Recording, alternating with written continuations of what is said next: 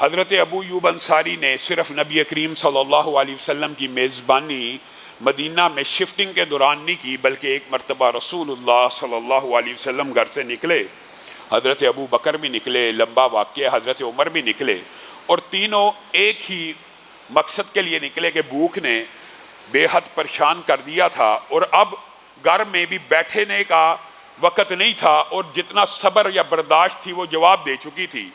یہ صحابہ کی زندگی ہے، اور یہ نبی محترم کی زندگی ہے، جنہوں نے غربت کو اختیار کیا، جنہوں نے غربت کو خود چاہتے ہوئے اختیار کیا، ورنہ اگر وہ چاہتے تو لاکھوں کروڑوں مال فہ مال غنیمت اتنا پیسہ آیا اپنے پاس کچھ سٹور سیو کر کے اپنی زندگی کا کچھ نہ کچھ بہتر، اپنی زندگی کو گزر بسر، اپنا لائف سٹینڈرڈ بہتر کر سکتے تھے۔ لیکن دیکھیے ادھر سے نبی کریم صلی اللہ علیہ وسلم بھوک برداشت نہ کرنے کی وجہ سے گھر سے نکلے ہیں، اسی طرح حضرت ابو بکر بھی نکلے ہیں، اسی طرح حضرت عمر بھی نکلے ہیں، اور آپس میں جب آنکھیں ٹکرائیں، مسکراہٹوں کا تبادلہ ہوا، پتہ چل گیا تینوں کا ایک ہی مقصد ہے، تو رسول اللہ صلی اللہ علیہ وسلم نے کہا ادھر آؤ ابو بکر و عمر، ابو ایوب انصاری کے گھر چلتے ہیں، وہاں سے جا کے کچھ کھاتے پیتے ہیں۔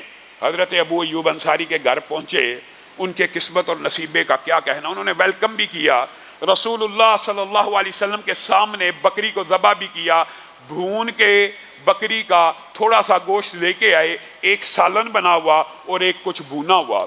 رسول اللہ صلی اللہ علیہ وسلم نے اس کھانے کو کھایا۔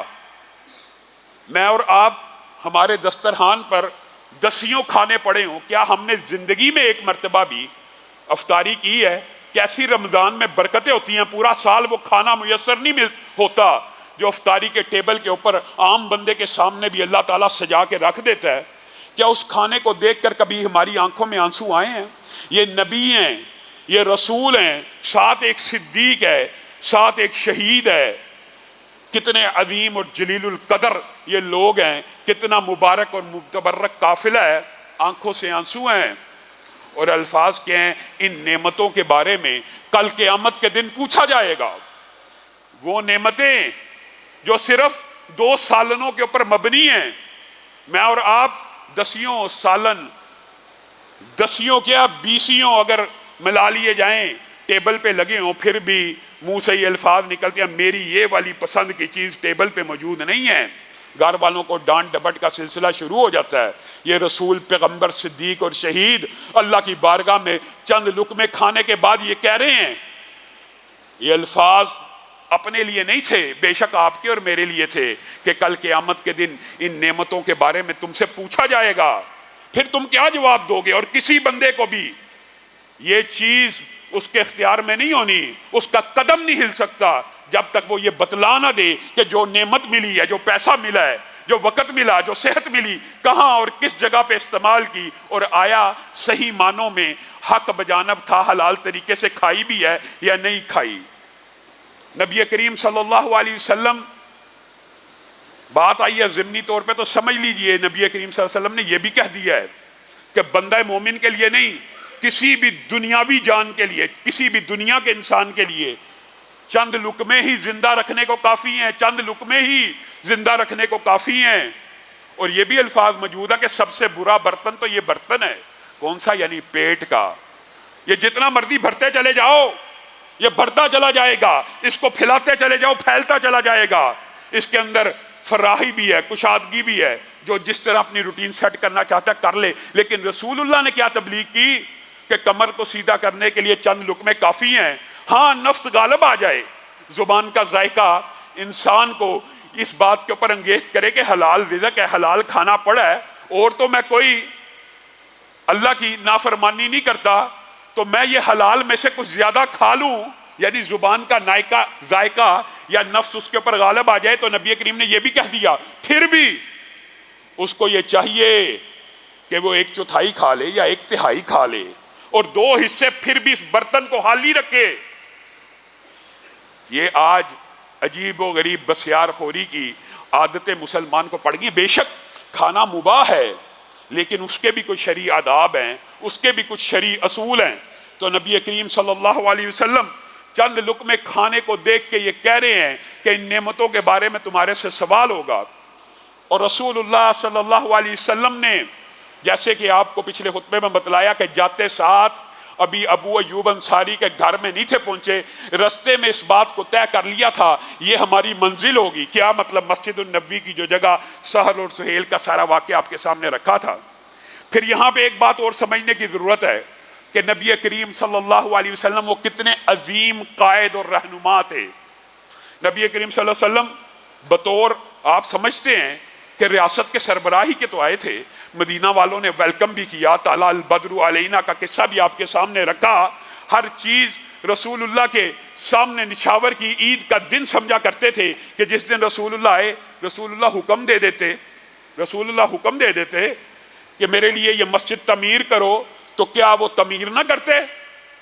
رسول اللہ صلی اللہ علیہ وسلم نے جگہ کا معاملہ طے ہو جانے کے بعد، قیمت کا طے ہونے کے بعد جب کھدائی شروع کی، یہ بات یاد رکھیے مسجد النبوی کی کھدائی 3 فٹ کی اس دور میں، جن کو 3 ہاتھ تب کہا جاتا تھا، آج کل کے دور میں وہ تقریباً 3 فٹ بنتے ہیں، اس کی بنیادیں 3 فٹ گہری کھودی اور وہاں پہ اس کی بنیادیں رکھنے کی جب ابتدا کی تو رسول اللہ صلی اللہ علیہ وسلم پتھر اٹھا کے لا رہے ہیں، اور ایک صحابی آگے بڑھے کہ ہمارا رہنما، ہمارا سپہ سالار، ریاست مدینہ کا سربراہ اپنے کندھوں کے اوپر پتھروں کو ڈھو رہا ہے، تیزی سے آگے بڑھا رسول اللہ سے پتھر لینے کے لیے۔ رسول اللہ نے کہا رک جاؤ، جتنی تمہیں اپنے رب کی رحمت کی امید ہے میں محمد صلی اللہ علیہ وسلم بھی اتنی رحمت چاہتا ہوں۔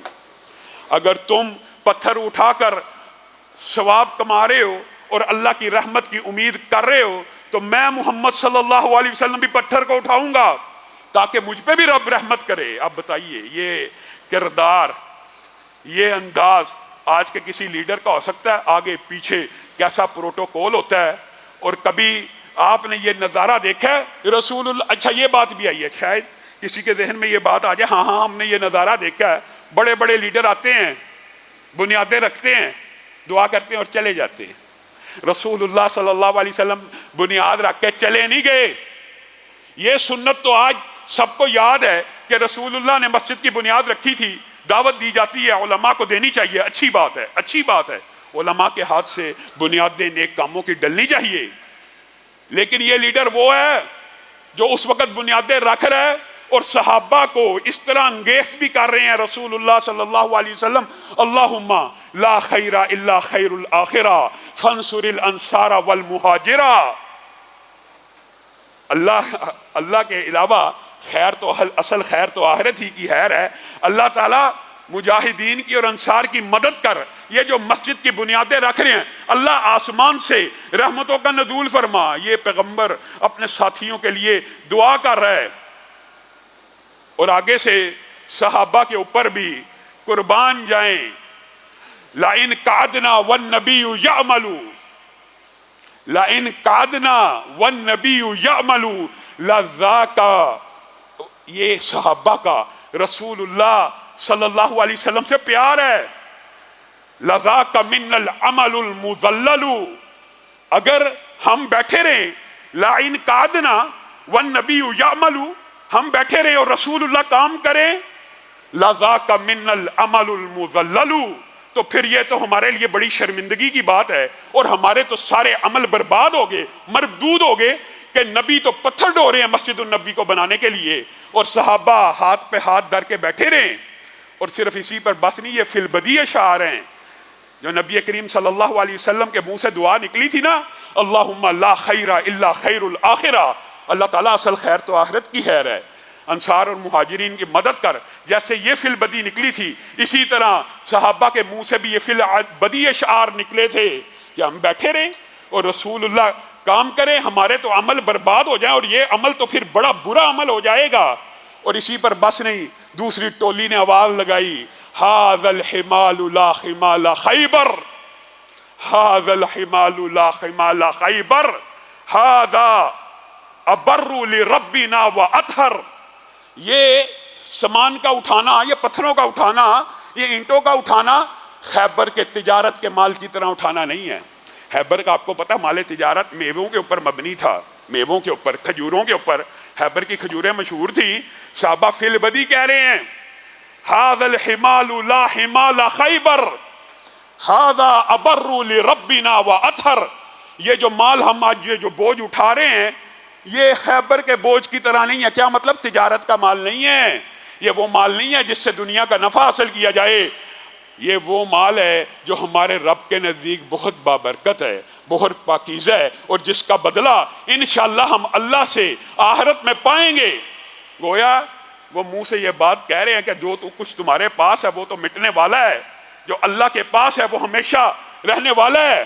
اور پھر ایک ٹولی نے آواز لگائی ہے فی البدی، سارے کے سارے اشعار چل رہے ہیں، لا یستوی من یأمر المساجد یدعب فیہا قائما وقائدا ومن یرا عن الغبار حائدا۔ سبحان اللہ، یہ صحابہ کا جو جذبہ ہے وہ ادھر ہی۔ اور یہ بات یاد رکھیے، رسول اللہ کے سامنے کوئی شعر پڑھا جائے، کوئی بات کہی جائے اور رسول اللہ خاموش رہیں، وہ بھی حدیث بن جاتی ہے۔ یہ پتا ہوگا آپ کو، حدیث تقریری ہو جاتی ہے، کیونکہ رسول اللہ اپنے سامنے غلط بات کو ہوتا دیکھ نہیں سکتے، اور جب بھی کوئی بات دیکھیں گے اس کو ٹوکیں گے، اس کی اصلاح کریں گے۔ تو گویا یہ سارے احادیث ہی کے الفاظ ہیں، تقریری ہوں، قولی ہوں، عملی ہوں۔ صحابہ نے کتنی عمدہ بات کی ہے، اور یہ حقیقت ہے، لا یستوی من یأمر المساجد یدعب فیہا قائما وقائدا۔ کیا وہ بندہ جو مسجدوں کو آباد کرتا ہے اپنے سجدوں کے ساتھ، کبھی کھڑے ہو کر کبھی بیٹھ کر، اور یہ بات بھی آئی ہے ضمنی طور پہ تو سمجھ لیجئے، مسجد میں خالی بیٹھ جانا یہ بھی عبادت کا حصہ ہے۔ نماز کا سلام پھیر دیا، صرف بیٹھ گئے، بندہ اس وقت تک نماز میں ہے جب تک بیٹھا ہوا ہے، چاہے منہ سے کچھ نہیں کہہ رہا، آسمان سے فرشتے نازل ہو رہے ہیں اور کہہ رہے ہیں اللہ اس کی مغفرت کر، اس کے اوپر رحمتوں کا نزول کر۔ اسی لیے صحابہ کہہ رہے ہیں لا یستوی من یأمر المساجد یدعب فیہا قائما وقائدا۔